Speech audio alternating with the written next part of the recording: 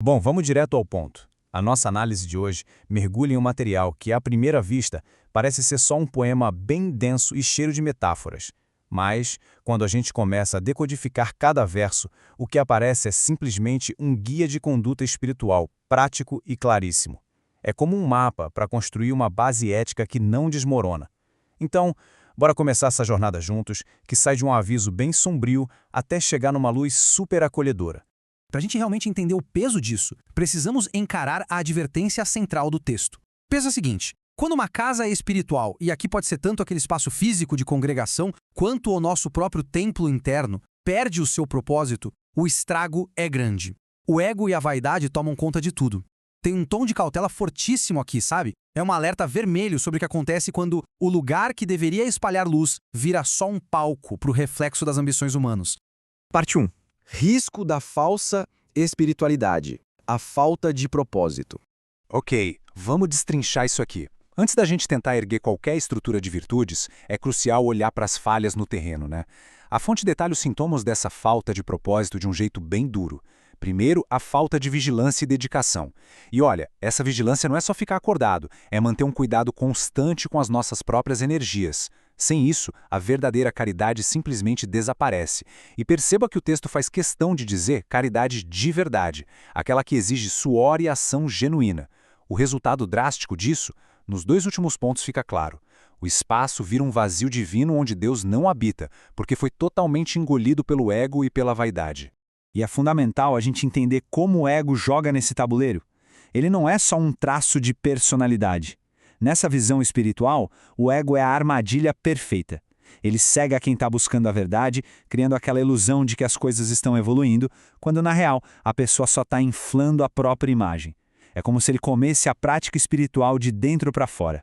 O ego e a vaidade expulsam a presença divina e transformam qualquer ato de caridade numa mera autopromoção vazia. Parte 2. A metáfora do banquete vazio, a mesa farta e os ratos. É exatamente nesse cenário de esvaziamento interno que a nossa fonte traz a imagem mais forte e até meio desoladora de todo o material. Imagina a cena: uma mesa absurdamente farta, no meio de uma festa completamente vazia. Não tem ninguém para celebrar. Toda aquela energia espiritual, conhecimentos, rituais, tudo isso é desperdiçado se não tiver vigilância e caridade na prática. A energia simplesmente apodrece. E o texto é cirúrgico ao concluir. Fica tudo para os ratos, que sem demora vão ali se fartar. Esses ratos representam a degradação, aquelas influências parasitárias que vêm para sugar esse desperdício de potencial. É sem dúvida o fundo do poço da conduta. Agora, o que é realmente fascinante nessa comparação é o contraste. De um lado, a gente vê o retrato da vaidade, decadência, desperdício, os ratos fazendo a festa no vazio. Mas a fonte não nos deixa no escuro. Ela já nos puxa para outra direção, trazendo a grande solução, a fartura da fé vigilante. E é exatamente aqui que a nossa análise vira a chave. A gente sai daquele alerta sombrio e abre as portas para uma construção duradoura e cheia de luz.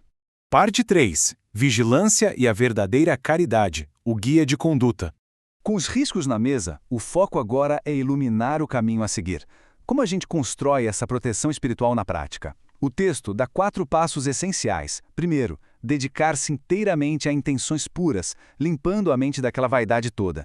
Segundo, manter a fé vigilante, que é uma fé de olhos bem abertos, ativa o tempo todo. Terceiro, praticar a caridade verdadeira, que quebra o egoísmo no meio. E quarto, abraçar o amor que não julga. E o grande segredo aqui é que todo o nosso foco tem que ficar apoiado nesses 2 escudos principais, a vigilância constante e a prática real dessa caridade incondicional. E para limpar de vez aquela imagem terrível da comida estragando com os ratos, o texto traz um contraponto lindo. Diferente das coisas que a gente faz pelo ego, que apodrecem rapidinho, as oferendas que nascem de intenções genuínas e puras nunca estragam e nem apodrecem. Olha que poderoso isso. É um lembrete para todo mundo que busca um norte espiritual. Quando o motivo é autêntico, enraizado na verdadeira caridade, ele simplesmente se torna imune à corrupção e ao tempo. E essa citação bate exatamente na tecla principal da nossa exploração de hoje. A fé, nesse contexto, passa longe de ser algo passivo ou de submissão cega. Ela ganha o sobrenome de vigilante. Uma fé desperta, atenta, sabe? Baseada naqueles ensinamentos que nunca ficam velhos. Essa é descrita como a proteção definitiva contra os tombos que o orgulho traz. É essa sabedoria contínua que substitui a falsa abundância daquela mesa vazia. Parte 4. O repouso no amor maior, nos braços do Criador.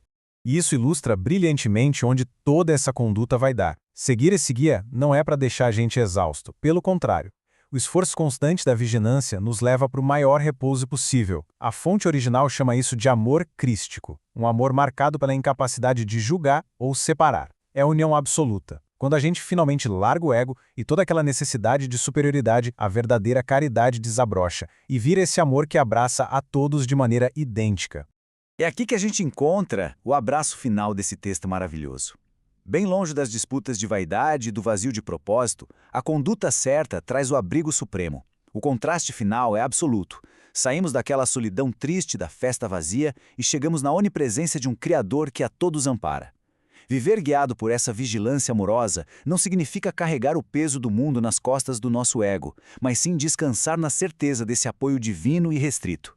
Diante de tanta sabedoria codificada, fica impossível não parar para pensar, né? Quando a gente olha para a mesa farta das nossas próprias atitudes, tentando achar aquela verdadeira conexão e a caridade genuína, a grande pergunta que fica no ar é: onde repousam as intenções da nossa prática espiritual? Que esse questionamento ecoe servindo de inspiração viva para a gente continuar construindo bases eternas, sempre firmadas na mais pura vigilância.